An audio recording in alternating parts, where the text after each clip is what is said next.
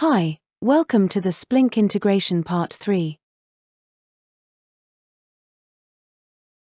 We have received the payment in from the tenant now. If we open the transaction, we can see it's got a payment link ID. If we also open the debit, it's auto-linked to. We will see in the system info it has the same payment link ID.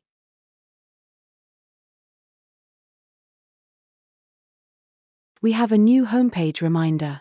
When we click on this, we can view all the payments we have received recently.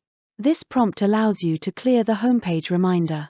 The payment link screen will display the added date, description, amount, status, contact and property.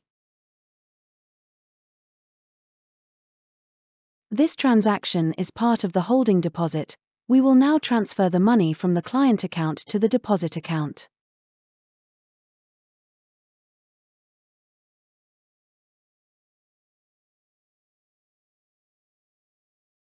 Thanks for watching. Click here for more Splink videos or here for more Acquaint desktop videos.